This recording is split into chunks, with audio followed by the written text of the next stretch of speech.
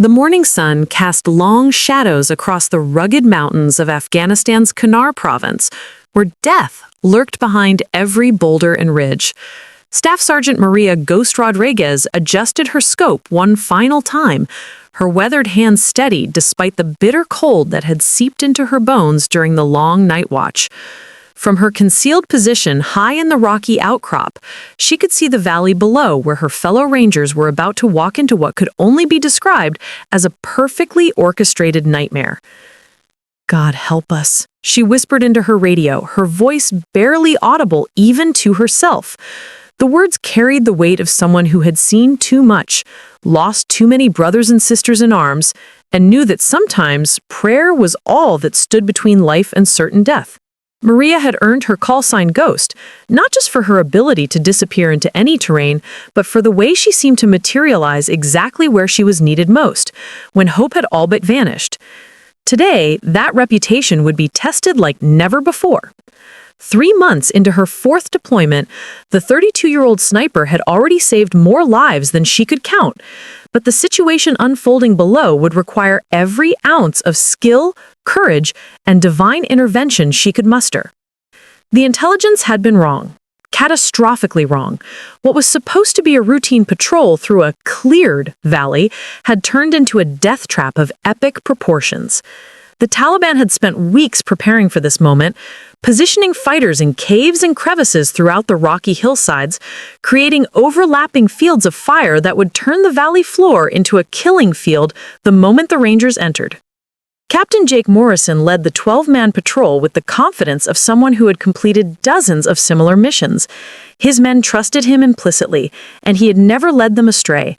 But today, that trust would be tested as enemy fighters emerged from seemingly solid rock, their weapons trained on the unsuspecting Americans below. Morrison's radio crackled with routine chatter as his team moved in standard formation, completely unaware that over 40 Taliban fighters had their weapons trained on them from the surrounding hills. From her vantage point, 800 meters away, she could see it all unfolding like a slow-motion disaster. Her heart pounded as she watched the enemy positions that her fellow Rangers couldn't possibly detect from ground level. The Taliban had shown remarkable discipline, remaining perfectly still and hidden until the patrol reached the optimal kill zone. She counted at least 15 confirmed enemy positions, with movement suggesting many more fighters concealed throughout the rocky terrain. "Overwatch to Ranger 6, she transmitted urgently, using Morrison's call sign. "You've got company. Big company. Multiple positions, high ground east and west ridgelines." Static filled her earpiece for a moment before Morrison's voice came through, tense but controlled. "Copy, Overwatch. Can you get specific positions?" Before she could respond, the world exploded into chaos. The first shot came from a sniper hidden in the eastern ridge. The distinctive crack of an SVD rifle echoed off the canyon walls. Sergeant Tommy Martinez, Morrison's point mac, spun and dropped as the bullet found its mark. Then the hills came alive with muzzle flashes from automatic weapons open firing from seemingly every direction. "Contact! Contact! We're taking heavy fire from multiple positions." Morrison's voice cut through the radio static as his men scrambled for whatever cover they could find in the mostly open valley floor. The Rangers returned fire with professional precision, but they were outnumbered 4-1 and caught in a perfectly planned ambush. Maria's training kicked in as she began methodically identifying targets through her scope. The M24 sniper weapon system felt like an extension of her body, the familiar weight and balance providing comfort in the midst of chaos. Her first shot dropped a Taliban fighter who was flanking Morrison's position, but there were so many more. For every enemy she eliminated, 2 more seemed to appear from the rocky terrain. The Rangers fought with the tenacity and skill that had made them legendary, but the mathematics of the situation were undeniable. They were trapped in a kill zone with limited cover, facing an enemy that had every advantage of terrain and numbers. Ammunition was already running low, and 3 men were down with wounds that needed immediate medical attention. "Overwatch, we need immediate extraction," Morrison called out between bursts of gunfire. Her mind raced as she continued engaging targets, her shots precisely placed to maximum effect. But she was just one person against an army, and even her supernatural accuracy couldn't overcome the basic tactical reality that her friends were about to be overrun and killed. The nearest support was over an hour away, and the Rangers had minutes at most before their position became completely untenable. Before we jump back in, tell us where you're tuning in from, and if this story touches you, make sure you're subscribed, because tomorrow I've saved something extra special for you. The situation deteriorated rapidly as the Taliban fighters grew bolder, advancing down the slopes under covering fire from their positioned comrades. Maria could see at least 20 fighters moving to surround the Rangers' position, their victory seeming inevitable. Through her scope, she watched Morrison organize his men's defense with calm professionalism. But even his leadership couldn't change the fundamental reality that they were vastly outnumbered and running out of options. The sound of helicopter rotors in the distance provided a brief moment of hope. But Maria knew from experience that hope could be the most dangerous emotion on a battlefield. The extraction birds were still miles away, and her fellow Rangers had minutes before their position would be completely overrun. She had to do something, anything to buy them time, even if it meant revealing her own position and drawing the enemy's attention. Ranger 6, I'm going to try something crazy, she transmitted to Morrison, while simultaneously acquiring a new target through her scope. I need you to hold your current position for exactly 3 minutes. Can you do that? Negative, Overwatch, came Morrison's strained reply. We've got wounded and we're almost out of ammo. These positions aren't sustainable. Maria's jaw tightened as she watched Taliban fighters advancing on the Rangers' flanks. 3 of her friends were down, including young Private Jackson, who couldn't have been more than 19 years old. The kid from Missouri had shown her pictures of his girlfriend back home just 2 days ago, talking about his plans to propose when he got back. Now he was bleeding out in an Afghan valley, and Maria was the only thing standing between him and death. Trust me, Captain, she said, her voice carrying an authority that transcended rank. 3 minutes. I've got an idea. Without waiting for a response, Maria began implementing a strategy that would have been considered suicidal by any reasonable tactical assessment. Instead of remaining in her concealed position and providing precision fire support, she began a controlled movement down the mountainside, using every piece of cover available while maintaining her ability to engage targets. It was a technique she had developed over multiple deployments, what she privately called aggressive overwatch. Her first shot from the new position dropped a Taliban commander who was coordinating the assault on Morrison's eastern flank. The unexpected angle of fire created immediate confusion among the enemy fighters, who had assumed all American forces were trapped in the valley below. Maria's second shot eliminated a machine gunner who had been providing suppressing fire, giving the Rangers their first breathing room in several minutes. But moving positions came with a cost. The Taliban quickly identified her new location and began directing fire toward her position.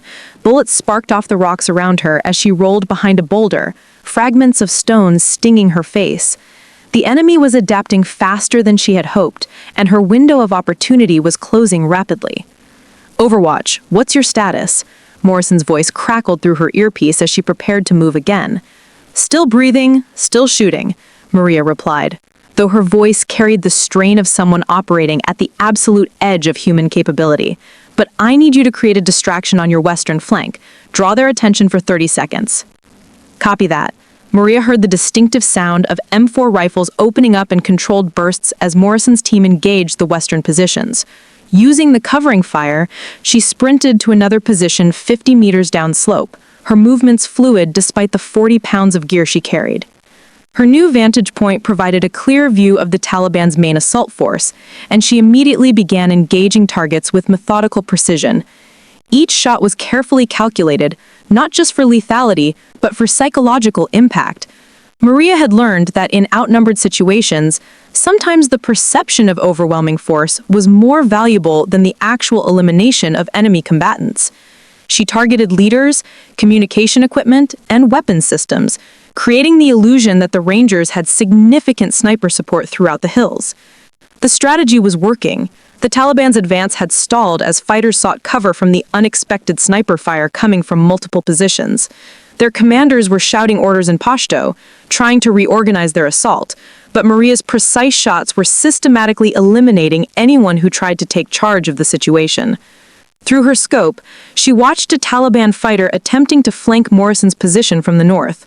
The shot was challenging, nearly 600 meters with a crosswind, but Maria had made harder shots under worse conditions.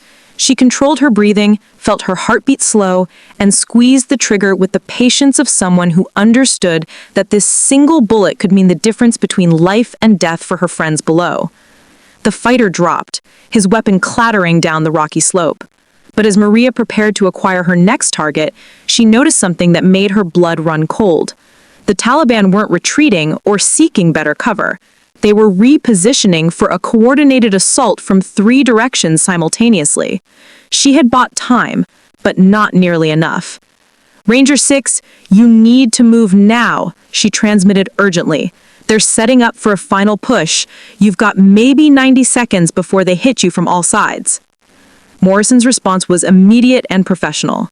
"Roger, Overwatch. We're moving to Rally Point Alpha. Can you provide covering fire?"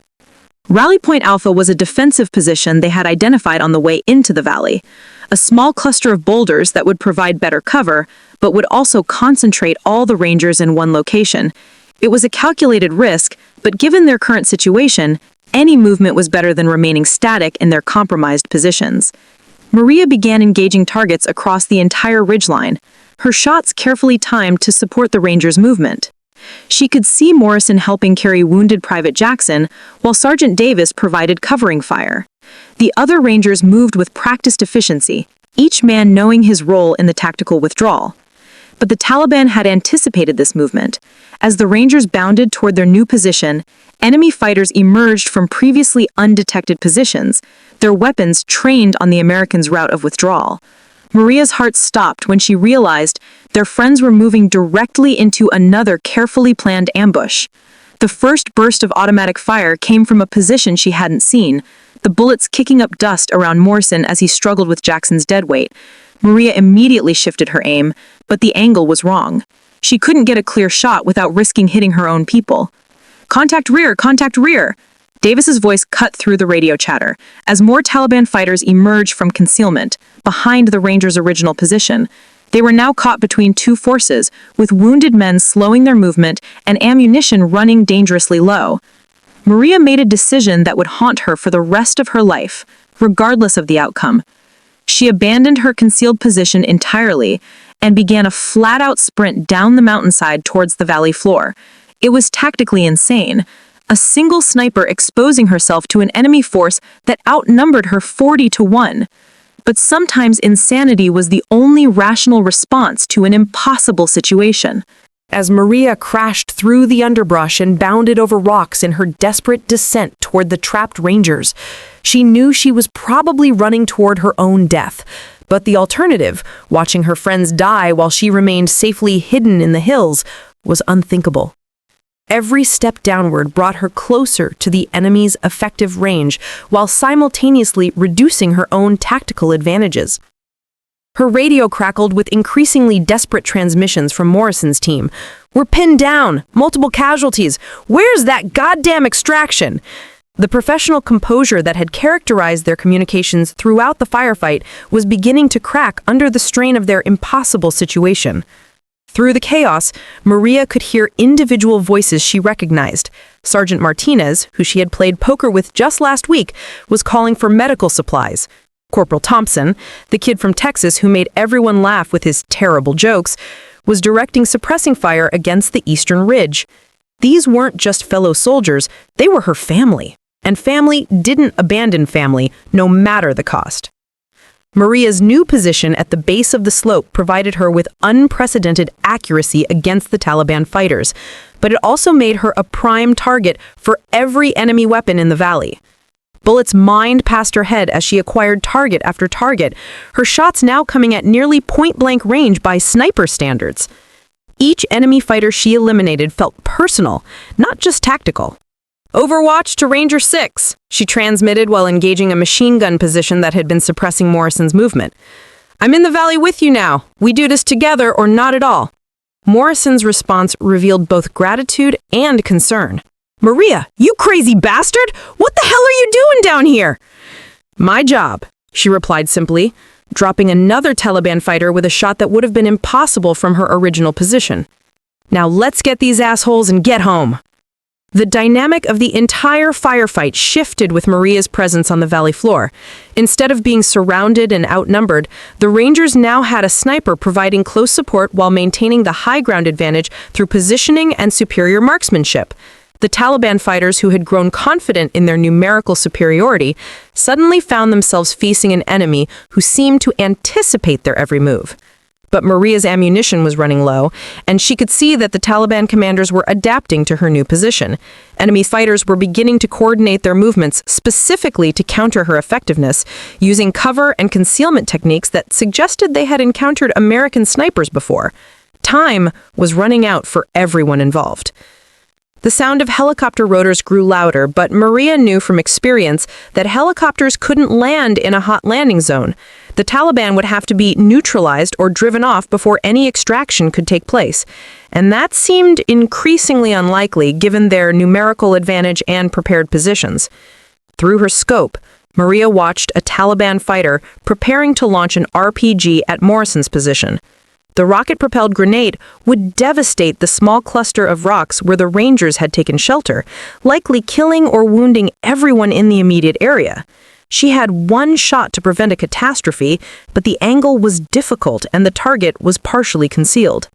Everything slowed down in that moment, the chaos of battle fading into the background as Maria controlled her breathing and found her natural point of aim. This was what she had trained for throughout her entire military career, the moment when everything depended on a single, perfectly placed shot. The lives of 12 Rangers, including some of her closest friends, hung in the balance. She squeezed the trigger with the smooth, consistent pressure that had been drilled into her through thousands of hours of practice. The bullet traveled the 300 meters to its target in less than half a second, striking the Taliban fighter in the center of his chest just as his finger found the RPG's trigger. The rocket launched wildly off target, exploding harmlessly against a cliff face instead of among Morrison's men. But the muzzle flash from Maria's position had revealed her location to every enemy fighter in the valley. Within seconds, automatic weapons fire was converging on her position from multiple directions. She rolled behind a rock formation as bullets sparked and ricocheted around her, fragments of stone drawing blood from her face and hands. "Overwatch, we see your position!" Morrison's voice carried desperation and determination in equal measure. "We're coming to you." "Negative," Maria responded immediately. "Hold your position. The LZ is clear in 30 seconds. She was lying, and everyone on the radio probably knew it. The landing zone wasn't clear, and wouldn't be clear without significant additional fighting. But sometimes leadership meant making the hard choice to sacrifice oneself for the greater good. Maria had accepted that possibility the moment she decided to leave her concealed position and join the fight in the valley. The Taliban fighters were closing in on her position, their movements coordinated and professional. Maria had perhaps a dozen rounds remaining, and she was facing at least 20 enemy combatants who knew exactly where she was hiding. The mathematics were simple and brutal. She was about to die, and the Rangers would likely follow shortly afterward. But as Maria prepared to make her final stand, something unexpected happened. The sound of helicopter rotors grew much louder, and she could hear the distinctive roar of military aircraft engines approaching fast. Behind them, she could see the distinctive outline of a Chinook transport helicopter ready for immediate extraction once the area was secure. The cavalry had arrived, but the fight was far from over. The Taliban fighters were well-trained and disciplined enough to know that their window of opportunity was closing rapidly. If they were going to eliminate the American patrol, it had to happen in the next few minutes before the overwhelming firepower of the attack helicopters could be brought to bear. Preparing and narrating this story took us a lot of time, so if you are enjoying it, subscribe to our channel. It means a lot to us. Now back to the story. As the first Apache began its attack run, Maria realized that her impossible gamble had actually worked. By sacrificing her tactical advantage and revealing her position, she had bought just enough time for the extraction force to arrive. The Taliban fighters, who had seemed on the verge of victory just moments before, were now scrambling for cover as 30mm rounds began impacting among their positions. But Maria's personal battle was far from over. The Taliban fighters closest to her position were still advancing, apparently determined to eliminate at least one American before the helicopters could save the day. She had maybe 8 rounds left, and there were still more than a dozen enemy combatants moving toward her position with murderous intent. The earth shook beneath Maria's feet as the first Apache's 30mm cannon opened fire, sending devastating rounds into the Taliban positions scattered across the hillsides. The distinctive brrr sound of the chain gun filled the valley, drowning out even the intense small arms fire that had dominated the battle for the past 20 minutes. But despite the overwhelming firepower now raining down from above, Maria's immediate situation remained desperate. 3 Taliban fighters had managed to get within 50 meters of her position before the helicopters arrived, and they were determined to complete their mission even as their comrades were being systematically destroyed by the attack helicopters. Maria could hear them moving through the rocks, communicating in hushed Pashto as they coordinated their final assault on her position. She had 7 rounds left in her magazine and no time to reload. Each shot had to count, not just for accuracy, but for psychological impact. The Taliban fighters were motivated by religious fervor and the promise of martyrdom, but they were still human beings who felt fear and uncertainty like anyone else. Maria's job was to amplify that fear while systematically eliminating the immediate threat to her life. The first fighter appeared around the edge of her rocky shelter, his AK-47 raised and ready to fire. Maria's shot took him center mass before he could acquire a target, the impact spinning him backward into the rocks. But his death cry alerted his companions to her exact position, and within seconds, automatic weapons fire was chipping away at the stone barrier that provided her only cover. "Maria, talk to me," Morrison's voice cut through her earpiece as she pressed herself against the rocks, fragments of stone raining down on her helmet. "What's your status?" "2 tangles remaining, close range," she replied tersely while checking her ammunition. "I'm handling it." But handling it was becoming increasingly difficult as the surviving Taliban fighters demonstrated tactical sophistication that spoke to extensive training and combat experience. Instead of charging her position directly, they were using fire and movement techniques to bound closer while providing mutual covering fire. These weren't untrained insurgents, they were professional soldiers who understood small unit tactics. Maria made a calculated decision to break from her cover and move to a new position. The element of surprise was her only remaining advantage against multiple opponents at close range. She sprinted 15 meters to another cluster of rocks, drawing fire from both Taliban fighters but successfully relocating before they could adjust their aim. From her new position, she had a clear shot at one of the fighters who had been providing covering fire. Her bullet found its mark, but the final Taliban fighter had anticipated her movement and was already flanking her new position. She could hear his footsteps on the loose scree as he moved to get a clear shot at her exposed flank. Above them, the Apache helicopters were systematically destroying every Taliban position they could identify. But the pilots couldn't engage targets that were within danger-close range of Maria's position. She was on her own against the final enemy fighter, and he seemed to know it. The last Taliban fighter was moving with professional patience, taking his time to ensure he had the perfect shot before exposing himself to Maria's return fire. This wasn't someone who would be intimidated by the presence of attack helicopters or the destruction of his comrades. He was a veteran fighter who understood that killing an American sniper would be worth his own life. Maria's enhanced hearing, developed through years of combat operations, allowed her to track the fighter's movement through the rocky terrain. He was approximately 20 meters away, moving in a careful arc that would bring him to a position where he could engage her without giving her a clear shot in return. She had perhaps 30 seconds before he reached that position. With 4 rounds remaining, Maria made another tactical gamble. Instead of waiting for the Taliban fighter to reach his preferred position, she deliberately exposed herself to draw his fire prematurely. It was an incredibly dangerous move that could easily result in her death, but it was preferable to allowing him to dictate the terms of their final engagement. The Taliban fighter took the bait, rising from cover to engage what he perceived as a target of opportunity. His burst of automatic fire went wide as Maria rolled to her left, but her return shot was perfectly placed.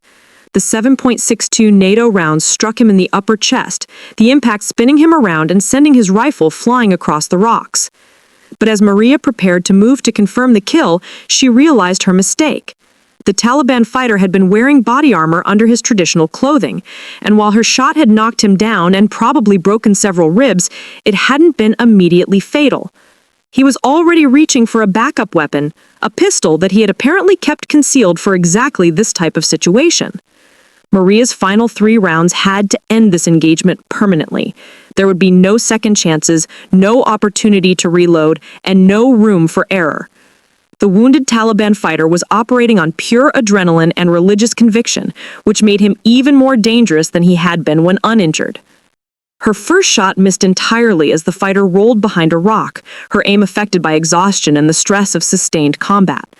Her second shot struck the stone just inches from his head, sending fragments into his face, but failing to neutralize the threat. She had 1 bullet left, and the Taliban fighter was raising his pistol with grim determination. Time slowed to crawl as Maria acquired her final target. Everything she had learned about marksmanship, everything she had practiced during countless hours at the range, and everything she had experienced during multiple combat deployments came together in this single moment. The Taliban fighter's finger was tightening on his trigger as Maria's bullet traveled the 15 meters between them. Her shot struck him in the forehead, ending the engagement with the finality that only precision marksmanship could provide. The valley fell silent, except for the continuing roar of helicopter engines and the distant sound of Morrison's team moving to secure the area. The immediate threat was over, but Maria remained motionless behind her rocky shelter for several long seconds, her body and mind processing the transition from life-or-death combat to relative safety. Her hands were shaking, not from fear, but from the adrenaline crash that followed any prolonged firefight. She had been operating at the edge of human performance for over 30 minutes, and the physical toll was beginning to manifest itself.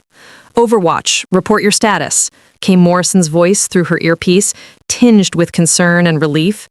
"Area secure," Maria replied, though her voice carried the exhaustion of someone who had just fought a battle that should have been impossible to survive. "All tangos down. I'm Winchester on ammunition."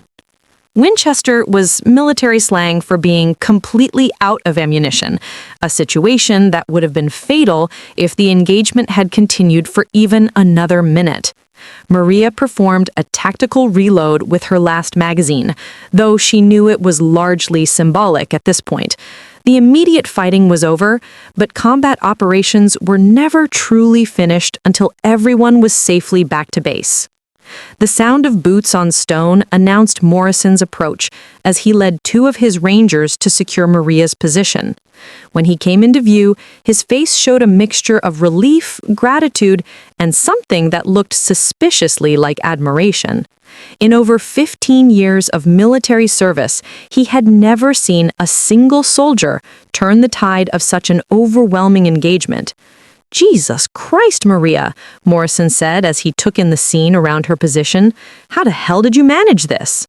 Maria looked around at the results of her desperate gambit.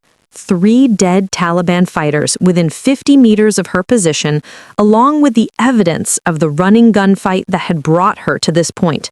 It was a tactical accomplishment that would have been worthy of study at military academies, but all she could think about was whether her friends had survived the ordeal. "What's our casualty status?" she asked while checking her gear and preparing to move to the extraction point. Morrison's expression grew more serious as he began his report. "Jackson took a round through the shoulder, but he'll make it. Martinez has shrapnel wounds from that first explosion, nothing life-threatening. Thompson twisted his ankle during the movement to Rally Point Alpha, but he's mobile. Could have been a lot worse, would have been a lot worse if you hadn't done what you did." The sound of the Chinook helicopter approaching the landing zone announced Morrison's approach, as he led two of his rangers to secure Maria's position. When he came into view, his face showed a mixture of relief, gratitude, and something that looked suspiciously like admiration. In over 15 years of military service, he had never seen a single soldier turn the tide of such an overwhelming engagement. As the Rangers moved toward the extraction point, Maria found herself walking beside Private Jackson, the young soldier from Missouri who had been hit in the initial moments of the ambush. Despite his wounds, he was mobile and alert, though she could see the pain in his eyes with each step. "Thank you," Jackson said quietly as they navigated the rocky terrain toward the helicopter. Maria didn't respond immediately, her mind still processing the events of the past hour. The tactical decisions she had made during the firefight had been based on training, experience, and instinct, but she was only now beginning to understand the broader implications of her actions.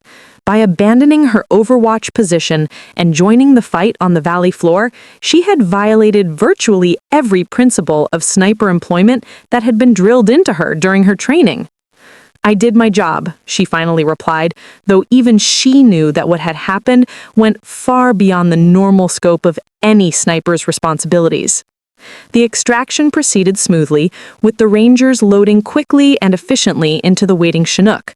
As the helicopter lifted off and banked away from the valley, Maria caught a final glimpse of the battlefield through the aircraft's windows.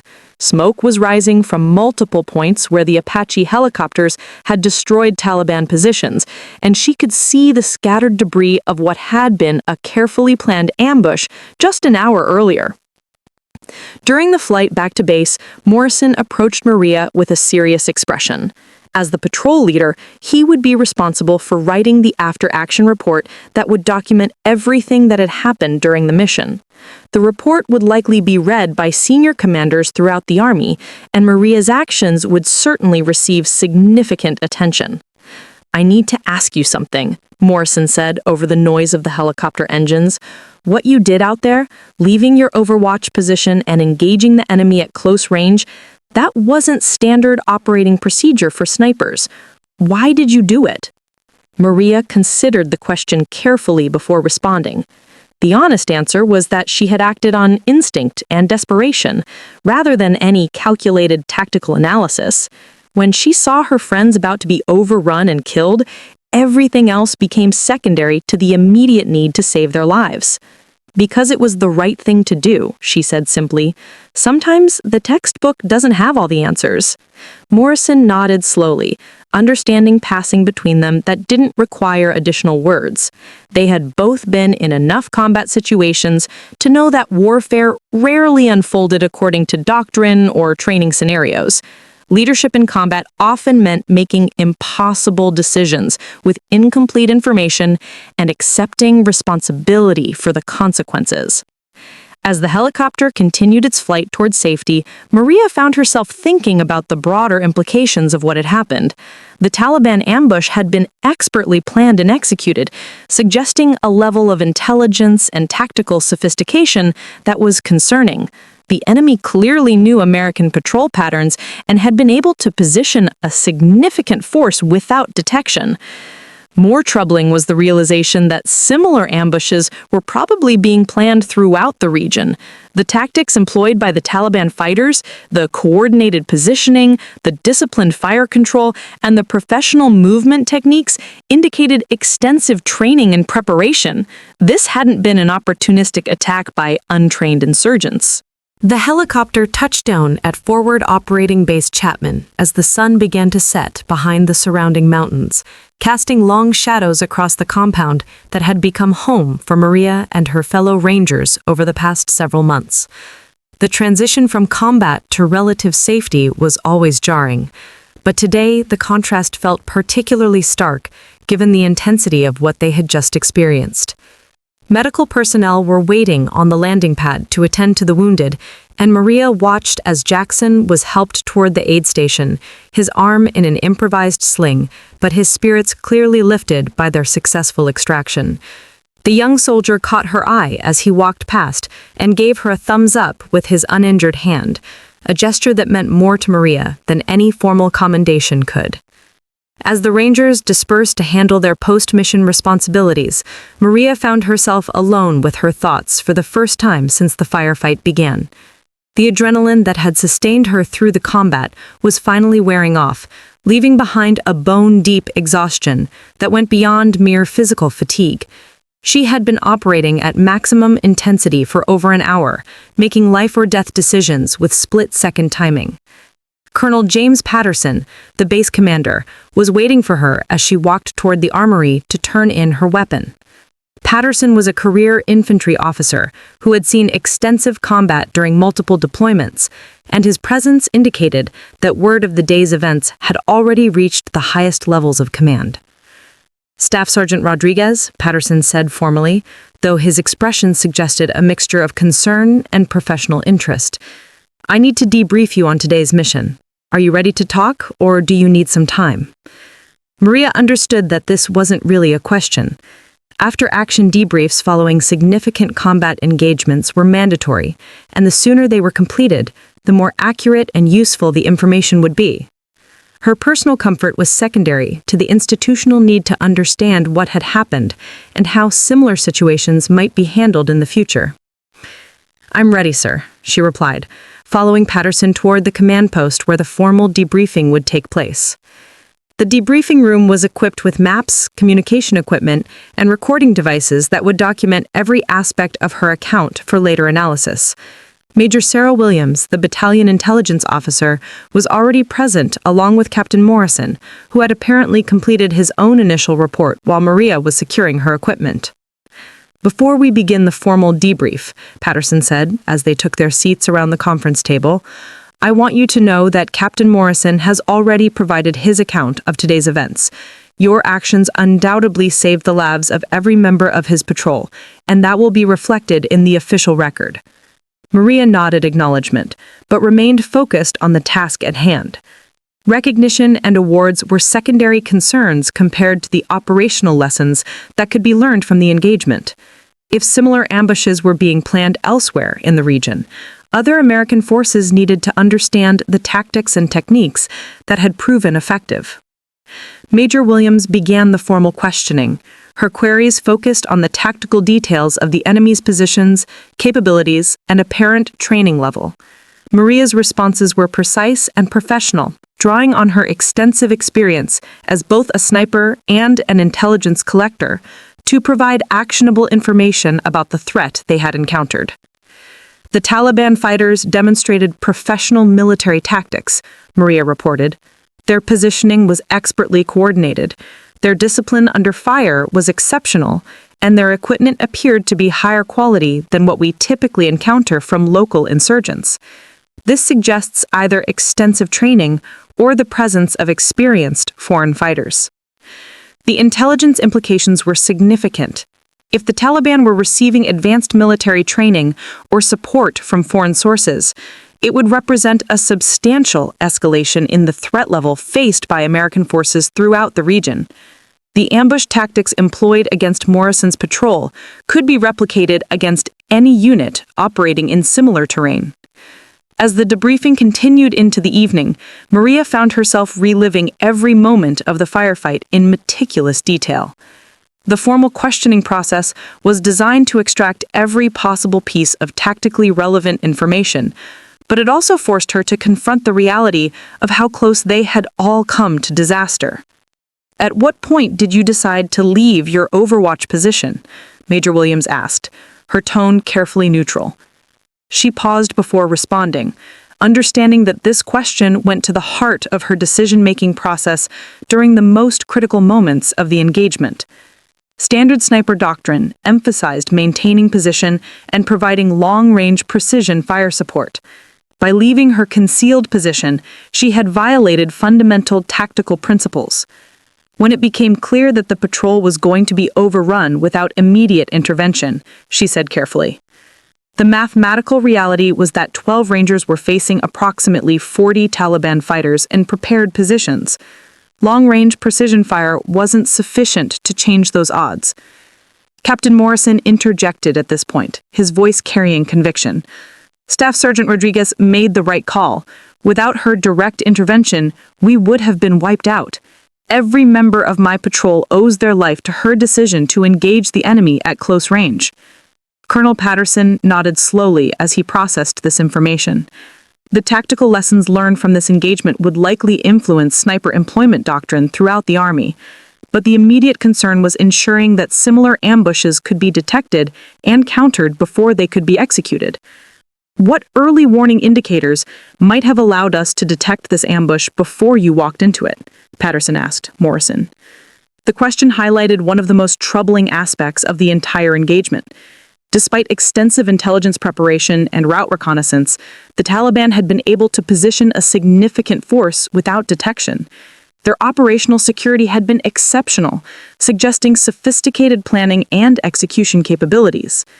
As the debriefing continued into the evening, Maria found herself reliving every moment of the firefight in meticulous detail. The formal questioning process was designed to extract every possible piece of tactically relevant information, but it also forced her to confront the reality of how close they had all come to disaster. The Taliban fighters they had encountered weren't the untrained insurgents that characterized much of the opposition in the early years of the conflict. These were professional soldiers with advanced tactical training, quality equipment, and the discipline to execute complex operations against experienced American forces. Most concerning was the realization that this ambush had probably been weeks or months in the planning. The Taliban had studied American patrol patterns, identified vulnerable terrain, and positioned their forces with precision that spoke to extensive preparation and intelligence gathering. If they were capable of this level of operational planning, what other surprises might they have prepared? 3 days after the ambush, Maria found herself sitting alone in the base chapel, staring at a simple wooden cross mounted on the wall. She wasn't particularly religious, but something about the quiet sanctity of the space provided the peace she needed to process what had happened. The official debriefings were complete, the after-action reports had been filed, and word was already spreading through military channels about the miracle in the valley, as some were calling it. But Maria didn't feel like a miracle worker. She felt like a soldier who had gotten incredibly lucky while making a series of decisions that could just as easily have resulted in her death and the deaths of everyone she was trying to save. The line between heroism and stupidity in combat was often thinner than most people realized, and she had spent the past several days trying to understand which side of that line her actions had fallen on. Chaplain David Murphy found her there during his evening rounds. The 60-year-old former infantry officer recognizing the 1,000-yard stare that characterized soldiers processing traumatic combat experiences. Murphy had served 3 tours in Iraq and 2 in Afghanistan, and he had counseled hundreds of warriors struggling with the psychological aftermath of intense combat. "Mind if I sit?" Murphy asked, indicating the empty chair beside Maria. She nodded without speaking, grateful for the company but uncertain about her ability to articulate the complex emotions she was experiencing. The immediate aftermath of combat was always difficult, but this situation felt different somehow. The weight of responsibility for 12 lives, combined with the realization of how close they had all come to death, created a psychological burden that was difficult to bear. "I heard what you did out there," Murphy said quietly. "Captain Morrison told me about your decision to leave your Overwatch position. That took incredible courage." Maria finally spoke, her voice barely above a whisper. "It wasn't courage, Chaplain. It was desperation. I watched my friends about to be killed, and I couldn't just sit there and let it happen. Anyone would have done the same thing." Murphy shook his head gently. "No, Staff Sergeant, not everyone would have done what you did. Most people would have followed doctrine, maintained their position, and hoped for the best. You made a conscious decision to sacrifice your tactical advantage to save your teammates. That's the definition of valor." The The conversation was interrupted by the arrival of Colonel Patterson, who appeared in the chapel doorway with an expression that suggested official business. Maria immediately stood and came to attention, but Patterson waved her back to her seat with an informal gesture. Sorry to interrupt, but I have news that I wanted to share personally. The division commander has approved my recommendation for your Distinguished Service Cross. The paperwork is being expedited, and the ceremony will likely take place within the next few weeks. The Distinguished Service Cross was the Army's second highest decoration for valor, awarded only for extraordinary heroism in combat. Maria felt a mixture of honor and discomfort at the news. Honor that her actions were being recognized, but discomfort with the attention that such recognition would inevitably bring.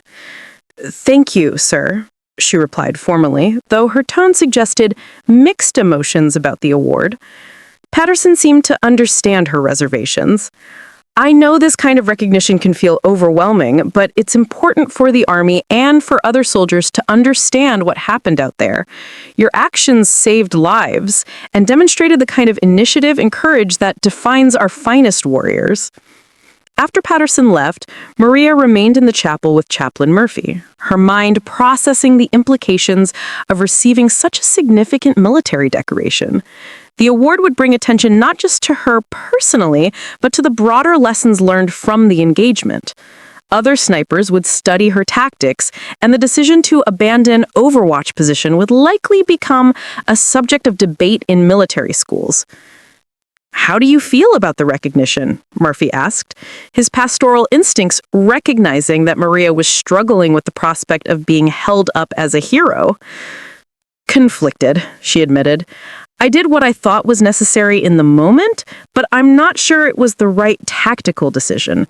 If things had gone differently, if those helicopters hadn't arrived when they did, I could have gotten everyone killed with my choices. Murphy nodded thoughtfully. Combat decisions are always made with incomplete information and under extreme pressure. The fact that you're questioning your own actions shows wisdom and humility. But the reality is that your decisions worked, your teammates are alive, and other soldiers can learn from your example. The conversation was interrupted by the sound of footsteps in the hallway, followed by the appearance of Private Jackson, his arm still in a sling, but his spirits clearly improved from his condition 3 days earlier. The young soldier from Missouri had been asking to speak with Maria since his release from the medical facility. Staff Sergeant Rodriguez, he said formally, though his gratitude was evident in his expression. I wanted to thank you personally for what you did. I know I already said this at the landing zone, but I wanted you to know that I wrote to my parents about what happened. I told them that I'm alive because of your courage. Maria felt uncomfortable with the praise, but she recognized the importance of acknowledging Jackson's gratitude. The young soldier needed to process his own experience of being wounded in combat, and expressing gratitude to the person who had saved his life was part of that healing process. You would have done the same thing for me, she replied simply. That's what Rangers do for each other. Jackson nodded seriously. Yes, ma'am, I would, and I hope I have the courage to do it as well as you did. After Jackson left, Maria found herself alone with her thoughts once again. The weight of expectation that came with being designated a hero was something she had never anticipated when she enlisted in the Army. She had always thought of herself as a professional soldier who did her job to the best of her ability, nothing more and nothing less. The weeks following the ambush brought a stream of visitors to Forward Operating Base Chapman, as senior military leaders sought to understand the tactical lessons learned from what many were calling one of the most significant small unit actions of the war. Maria found herself repeatedly telling the story of her decisions during the firefight, each retelling forcing her to relive the intensity of those critical moments. Brigadier General Robert Hayes, the commanding general of the 75th Ranger Regiment, arrived at the base specifically to meet with Maria and conduct his own assessment of the engagement.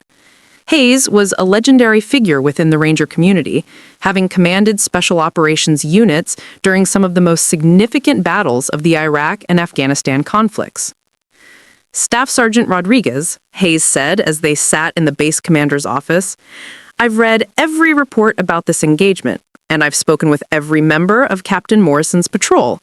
What you accomplished out there was extraordinary by any measure, but I'm particularly interested in your decision-making process during the critical moments. Maria had grown more comfortable discussing the tactical aspects of the engagement, though she remained modest about her role in the successful outcome. Sir, the situation was developing faster than standard doctrine could address. The mathematics were simple. 12 Rangers against approximately 40 Taliban fighters in prepared positions. Something had to change those odds quickly. Hayes nodded approvingly. That kind of tactical flexibility and initiative is exactly what we tried to develop in our NCOs. But the decision to leave your overwatch position and engage at close range went against every principle of sniper employment. How did you know it would work? I didn't know it would work, sir, Maria replied honestly, but I knew that maintaining my original position wasn't going to prevent the patrol from being overrun. Sometimes you have to take calculated risks based on the situation in front of you rather than the situation described in the manual. The conversation continued for over an hour, with Hayes probing every aspect of Maria's tactical reasoning and decision-making process. It became clear that her actions were being studied not just as an isolated incident, but as a potential model for how special operations forces might adapt their tactics to meet evolving threats.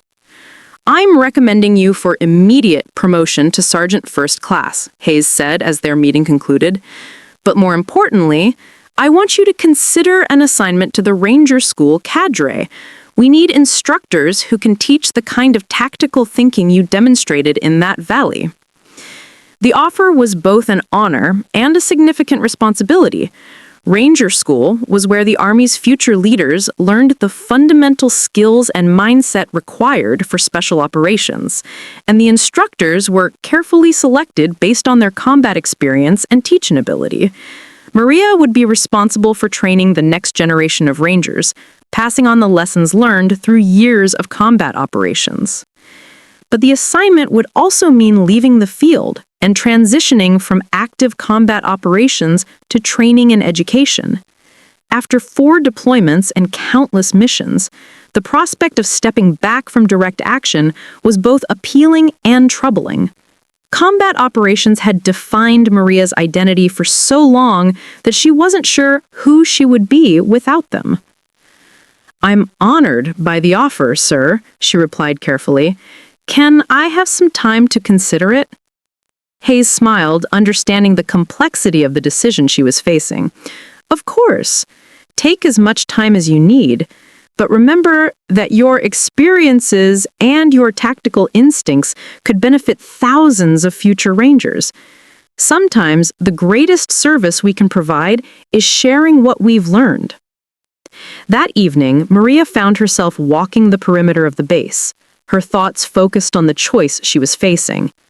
The military had been her life for over a decade, providing purpose, identity, and a sense of belonging that she had never found elsewhere. But the psychological toll of repeated combat deployments was becoming increasingly difficult to ignore. She thought about the faces of the Taliban fighters she had killed during the ambush, wondering about their families and their motivations. In the heat of combat, enemy fighters were simply targets to be eliminated. But in the quiet reflection that followed, they became human beings whose lives had ended because of her actions. It was a burden that every combat soldier carried, but it seemed to grow heavier with each engagement. The sound of approaching footsteps interrupted her contemplation, and she turned to see Captain Morrison walking toward her position. The patrol leader had become something of a celebrity within the base community, his leadership during the ambush earning recognition from senior commanders throughout the region. Thought I might find you out here, Morrison said as he joined her at the perimeter fence. Word is that General Hayes offered you a position at Ranger School. That's a hell of an opportunity. Maria nodded, though her expression remained thoughtful. It is, but it would mean leaving this. She gestured toward the mountains surrounding the base, and I'm not sure I'm ready for that transition. Morrison understood the complexity of her decision. Many special operations soldiers struggled with the transition from active combat operations to training and administrative roles, even when those roles offered significant professional advancement. The adrenaline and sense of purpose that characterized combat operations were difficult to replicate in a training environment. "Can I tell you something?" Morrison asked. "What you did in that valley wasn't just about saving my patrol. You demonstrated a level of tactical thinking and leadership that could revolutionize how we approach similar situations. If you can teach that to future Rangers, you might save hundreds of lives over the course of your career." The perspective was compelling, but Maria remained uncertain about her future direction. The military had given her a sense of purpose and achievement that she had never experienced in civilian life, but the psychological toll of repeated combat exposure was becoming increasingly difficult to ignore. As they stood together watching the sunset behind the mountains, both soldiers understood that they were at a crossroads in their careers. The war in Afghanistan was beginning to wind down, and the Army was starting to transition from a combat-focused organization to one that emphasized training, education, and preparation for future conflicts.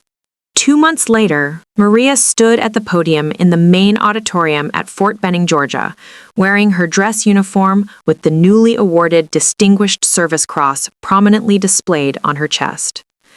The ceremony had been attended by senior military leaders from throughout the Army, along with representatives from the Department of Defense and several members of Congress who served on armed services committees. The formal recognition had been both humbling and overwhelming, with speeches that elevated her actions to legendary status within the military community. But as she looked out at the audience of fellow soldiers, Maria found herself thinking not about personal recognition, but about the broader lessons that could be learned from her experience. The decision to leave my Overwatch position wasn't based on doctrine or training, she said during her acceptance speech. It was based on the fundamental principle that we never leave our teammates behind, regardless of the personal cost. That principle has guided the American military for generations, and it will continue to guide us in future conflicts. The audience responded with sustained applause, but Maria's thoughts were already focused on her new assignment. She had accepted General Hayes's offer to join the Ranger School cadre, understanding that her greatest contribution to the Army might be in training future leaders rather than continuing her own combat operations. The transition from active combat operations to training responsibilities had been more challenging than she anticipated. After years of deployments where every decision carried life or death consequences, the routine of military education felt almost mundane by comparison. But as she began working with new classes of Ranger candidates, Maria discovered that teaching tactical principles could be just as rewarding as applying them in combat. Her first class of students included officers and enlisted personnel from throughout the Army, all of whom had volunteered for Ranger training despite knowing the extraordinary physical and mental challenges they would face. Many of them had heard about the ambush in Afghanistan, and they were eager to learn from someone who had demonstrated tactical excellence under the most extreme conditions. "The most important lesson I can teach you," Maria told her students during their first tactical exercise, "is that no plan survives contact with the enemy. Your success as leaders will depend on your ability to adapt to changing situations and make sound decisions under pressure." The training scenarios she developed were based directly on her combat experiences, challenging students to think creatively and act decisively when confronted with seemingly impossible tactical situations. Maria discovered that teaching these principles required her to analyze and understand her own decision-making processes in ways she had never attempted before. During evening discussions with her fellow instructors, Maria found herself reflecting on the broader evolution of American military tactics and strategy. The wars in Iraq and Afghanistan had taught important lessons about counterinsurgency operations, but future conflicts would likely require different approaches and capabilities. "The enemy is always adapting," she explained to Colonel Michael Thompson, the director of Ranger training. The Taliban fighters we encountered in that valley had studied our tactics and developed countermeasures that nearly succeeded. Our training has to prepare students for enemies who are constantly evolving.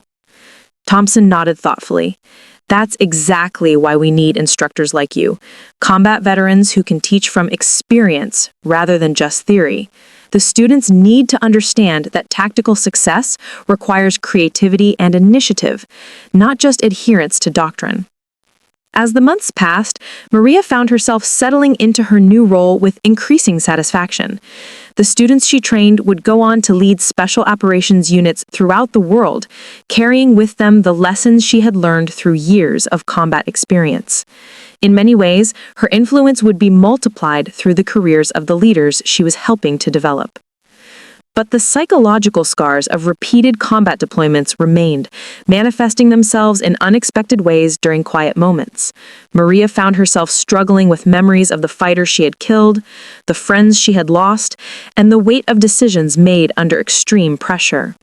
The transition to civilian normalcy that many soldiers experience at the end of their military careers seemed increasingly elusive. Dr. Sarah Martinez, the base psychologist, had become a regular part of Maria's routine as she worked to process her combat experiences and adapt to her new role. The counseling sessions weren't required, but Maria had learned to value the professional perspective that Dr. Martinez provided. What you're experiencing is completely normal for someone with your level of combat exposure. The fact that you're seeking help shows strength, not weakness. The therapy sessions helped Maria understand that her struggle with the transition to training duties wasn't unique. Many combat veterans experienced similar challenges when their military careers shifted from active operations to support roles. The sense of purpose and adrenaline that characterized combat operations was difficult to replicate in peacetime assignments. As she continued her work at Ranger School, Maria began to understand that her greatest contribution to the military might not be her individual combat actions, but the leaders she was helping to develop. Each class of students represented hundreds of future tactical decisions that would be influenced by the principles she was teaching. A year after receiving the Distinguished Service Cross, Maria found herself back in Afghanistan on a special assignment. The Army had asked her to return to the region where the famous ambush had taken place, leading a team of tactical analysts who were studying the evolving threat environment. The Taliban had continued to adapt their tactics, and military leaders wanted to understand how enemy capabilities had changed since her famous engagement.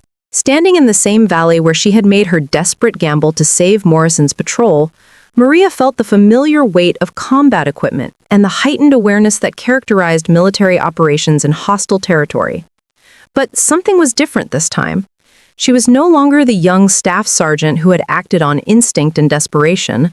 She was now a senior non-commissioned officer with responsibilities that extended far beyond her individual tactical contributions. Sergeant First Class Rodriguez had brought with her a team of junior soldiers who represented the next generation of special operations personnel. These were Rangers who had trained under her instruction at Fort Benning, and they were now gaining their first exposure to the complexities of combat operations in Afghanistan. Maria found herself in the unfamiliar role of mentor and protector, responsible not just for mission accomplishment, but for the development of future leaders. This is where it happened, she explained to her team as they established their observation post in the hills overlooking the valley. The Taliban had positioned approximately 40 fighters throughout these ridgelines, creating interlocking fields of fire that should have been impossible to escape. Staff Sergeant Michael Chen, one of her former students who had excelled in the tactical thinking exercises at Ranger School, studied the terrain with professional interest. The enemy's planning was exceptional, he observed. They had clearly studied American patrol patterns and identified the optimal location for an ambush. Maria nodded approvingly at his analysis. That's exactly right, and that's why we're here, to understand how their capabilities have evolved since then. Intelligence indicates that they're using even more sophisticated tactics now, possibly with support from foreign advisors. The mission lasted 2 weeks, during which Maria's team collected extensive intelligence about current Taliban capabilities and tactics. What they discovered was both concerning and impressive. The enemy had learned from their previous encounters with American forces and had developed countermeasures that addressed many of the tactical advantages that had historically favored special operations units. They're using electronic warfare capabilities now, reported specialist Amanda Foster, the team's communications analyst. They're jamming our radio frequencies and intercepting our transmissions. The technological gap that we've relied on is narrowing. The intelligence they collected would influence American tactical doctrine for years to come, but Maria found herself thinking about the broader implications of what they had observed. The war in Afghanistan was officially winding down, but the enemy continued to evolve and adapt. Future conflicts would likely feature adversaries who had studied American methods and developed sophisticated countermeasures. On their final day in the valley, Maria made a solo journey to the exact location where she had made her famous shot against the Taliban RPG gunner. The rocky outcrop looked exactly the same as it had a year earlier, but her perspective had changed dramatically. She was no longer the desperate sniper fighting for her friends' lives. She was now a leader responsible for developing the tactical capabilities of future warriors. As she knelt in the same position where she had fired the shot that likely saved Morrison's patrol, Maria reflected on the journey that had brought her to this point. The military had given her a sense of purpose and achievement that she had never found elsewhere, but it had also demanded sacrifices that extended far beyond physical risk. The psychological burden of repeated combat exposure, the weight of leadership responsibility, and the challenge of transitioning between different roles within the army had tested her in ways that no training could have prepared her for. Her radio crackled with a transmission from Chen, who was coordinating the team's departure preparations. "Sergeant Rodriguez, we're ready for extraction. The helicopter is en route." "Copy," she replied, taking one last look at the valley where her life had changed forever. "I'll be right there." As she walked back toward the extraction point, Maria thought about the soldiers she was training at Fort Benning and the leaders they would become. Each of them would face their own moments of truth, times when training and doctrine would be insufficient and they would have to rely on judgment, courage, and the principles she was working to instill in them. The helicopter lifted off from the valley floor as the sun began to set behind the surrounding mountains, carrying Maria and her team back toward the main base. As Afghanistan disappeared beneath them, she understood that this would likely be her final combat deployment. The army was changing, the war was ending, and her role was evolving from warrior to teacher. But the lessons learned in this valley about courage, sacrifice, tactical thinking, and the bonds between soldiers would continue to influence American military operations for generations to come. Through the leaders she was training and the doctrine she was helping to develop, Maria's impact would extend far beyond her individual contributions as a sniper and special operations soldier. The flight back to base gave Maria time to process the complex emotions of returning to the place where she had made the decision that would define her military career. The valley had been the scene of her greatest professional achievement, but it also represented the weight of responsibility and the psychological burden that came with taking human lives in combat. As the helicopter banked toward the landing zone, Maria began mentally preparing for her return to Fort Benning and the continuation of her work developing future Rangers. The transition from combat operations to training responsibilities had been challenging, but she now understood that her greatest contribution to the Army might be in shaping the leaders who would face future conflicts. 5 years after the ambush that made her a legend, Sergeant First Class Maria "Ghost" Rodriguez stood before her final class of Ranger students at Fort Benning. After 8 years of military service, including 4 combat deployments and 3 years as an instructor, she had made the difficult decision to transition to civilian life. The announcement of her retirement had sent ripples throughout the special operations community, where her name had become synonymous with tactical excellence and courageous leadership. The students in her final class represented the culmination of her teaching career, hand-picked volunteers who had demonstrated exceptional potential during their initial training phases. Among them was Lieutenant Sarah Williams, a West Point graduate who reminded Maria of herself at the beginning of her military journey. Williams had the same combination of technical competence, physical courage, and tactical instincts that had made Maria successful as both a sniper and an instructor. Today's exercise will be different from anything you've experienced before, Maria announced to her class, as they assembled in the pre-dawn darkness of the Georgia woods. You'll be facing a scenario based on actual combat experiences, and your success will depend on your ability to adapt standard tactics to meet extraordinary circumstances. The training scenario she had developed for her final class was a recreation of the famous ambush, modified to challenge students' tactical thinking and decision-making under extreme pressure. Maria had spent weeks perfecting the exercise, ensuring that it would test every principle she had tried to teach during her 3 years as an instructor. As the students began their movement through the simulated valley, Maria observed from multiple vantage points, using remote cameras and communication equipment. She watched Lieutenant Williams make tactical decisions that reminded her of her own thought processes during that desperate day in Afghanistan. The young officer demonstrated the kind of creative thinking and calculated risk-taking that characterized successful special operations leaders. Williams, report your assessment of the tactical situation, Maria transmitted to the young officer as she faced the simulated ambush. Multiple enemy positions, coordinated fire, friendly forces in danger of being overrun, Williams replied crisply, while directing her team's response to the scenario. Standard tactics won't be sufficient. We need to create a tactical advantage through unconventional means. Maria smiled with professional pride as she listened to Williams' analysis. The lieutenant was applying exactly the kind of tactical reasoning that Maria had worked to develop in her students. More importantly, Williams was demonstrating the courage and initiative required to implement unconventional solutions when conventional doctrine proved inadequate. The exercise continued for 6 hours, with students facing a series of increasingly difficult tactical challenges that required them to think creatively and act decisively. By the time it concluded, every participant had been forced to confront situations where their textbook knowledge was insufficient, and they had to rely on judgment, leadership, and the principles Maria had worked to instill in them. During the after-action review that followed the exercise, Maria found herself reflecting on the broader impact of her military career. She had trained hundreds of future special operations leaders, many of whom were now serving in positions of significant responsibility throughout the Army. Her influence would continue to shape American military operations long after her retirement, multiplied through the careers of the officers and non-commissioned officers she had mentored. The most important lesson I can leave you with, she told her final class during her closing remarks, is that leadership in combat requires more than just technical competence. It requires the courage to make difficult decisions with incomplete information, the wisdom to adapt when circumstances change, and the determination to never abandon your teammates, regardless of the personal cost.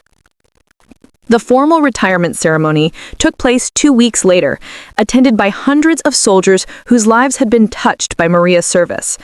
Captain Morrison, now a major serving at the Pentagon, delivered the principal address, describing how Maria's actions during the ambush had saved not just his patrol, but had influenced tactical doctrine throughout the special operations community.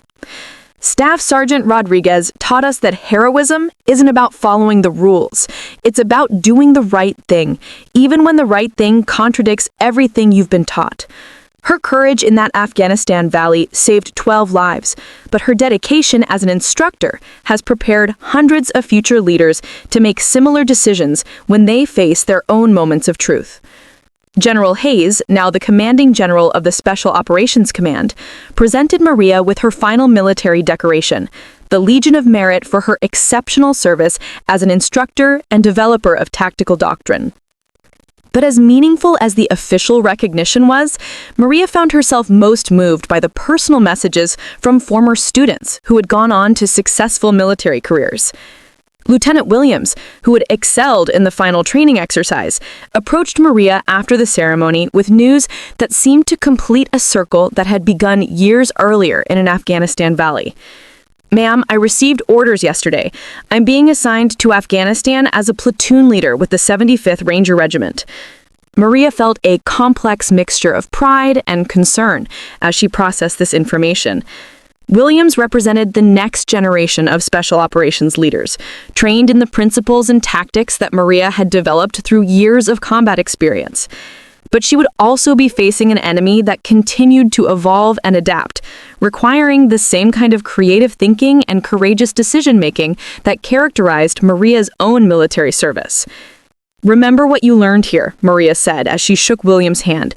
"Trust your training, trust your instincts, and never forget that your most important responsibility is bringing your soldiers home safely." As the ceremony concluded and guests began to depart, Maria found herself alone with her thoughts for the first time in weeks. The transition to civilian life would bring new challenges and opportunities, but it would also mean leaving behind the sense of purpose and identity that had defined her adult life. Dr. Martinez, who had continued to work with Maria throughout her time as an instructor, had helped her prepare for this transition by exploring career opportunities that would allow her to continue serving others while addressing the psychological needs that military service had created. A position with a veterans organization focused on helping former special operations personnel transition to civilian careers offered the perfect combination of continued service and personal healing. That evening, as Maria packed the last of her military equipment and prepared to leave Fort Benning, she received a phone call from an unexpected source. Private Jackson, now a sergeant serving with the 82nd Airborne Division, wanted to thank her one final time for saving his life during the ambush 5 years earlier. "Ma'am, I know you're retiring, but I wanted you to know that everything I've accomplished since that day in Afghanistan has been possible because of what you did. You didn't just save my life, you gave me the chance to become the soldier and the man I was meant to be." As Maria hung up the phone and looked around the empty quarters that had been her home for 3 years, she understood that her military service had achieved something more significant than personal recognition or professional advancement. Through her actions in combat and her dedication as an instructor, she had contributed to a legacy of courage, excellence, and selfless service that would continue to influence American military operations for generations to come. The young woman from Texas who had enlisted in the Army seeking purpose and adventure had found both, and along with responsibilities and challenges she could never have imagined. Now, as she prepared to begin a new chapter of her life, Maria Rodriguez carried with her the knowledge that she had made a difference, not just for the 12 Rangers whose lives she had saved in an Afghanistan valley, but for the hundreds of future leaders she had helped to develop during her years as an instructor. The transition to civilian life would bring new challenges and opportunities, but it would also allow her to continue serving others while beginning the process of healing from the psychological wounds that years of combat exposure had created. Up next, you've got 2 more standout stories right on your screen. If this one hit the mark, you won't want to pass these up. Just click and check them out. And don't forget to subscribe and turn on the notification bell so you don't miss any upload from us.